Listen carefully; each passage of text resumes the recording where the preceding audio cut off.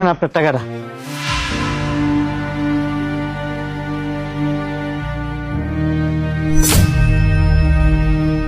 কিন্তু ভাইয়া, আপনার এই টাকা ভাঙতি করতে এত সময় লেগে গেল যে?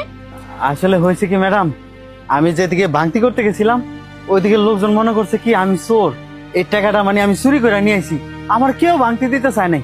পরে আমি অনেক দূরে গেছি, অনেক কষ্ট হয়েছে এই টাকাটা ভাঙাইতে।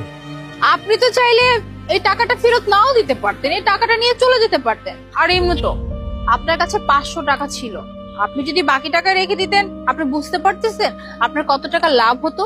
না ম্যাডাম, কি কইতাছেন? আমি এই টাকাটা নিয়ে কয়দিন আর খাইতে পারতাম? বাড়ি তো 4-5 দিন যাইতো আমার, এরপরে তো আমার কাম করে খাইতে হইতো, তাই না? আর তাছাড়া এটা তো পাপ, এটা তো অন্যায়।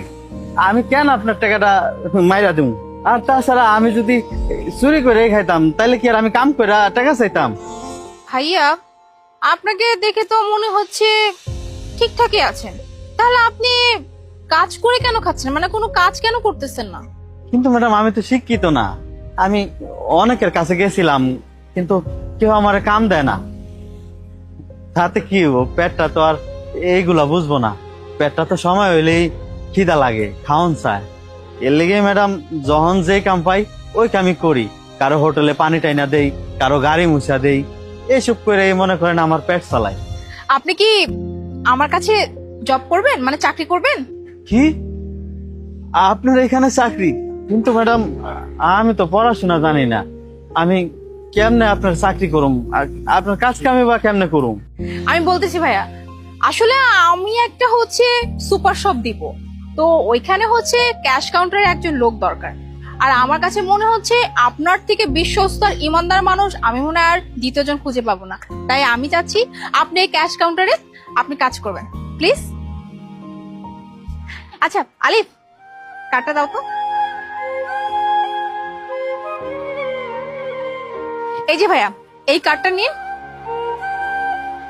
এই অ্যাড্রেস অনুযায়ী কালকে সকাল 11টায় চলে আসবেন। ম্যাডাম আপনার না অনেক অনেক ধন্যবাদ। আপনি আমার চাকরিটা দিয়ে যে আমার কত উপকার করলেন এটা আমি ছাড়া আর কেউ জানে না। আপনি ভালো থাকেন, আমি কাল সময় মতো চলে আসুন। আসসালামু আলাইকুম। আচ্ছা ঠিক আছে, কালকে দেখা হবে।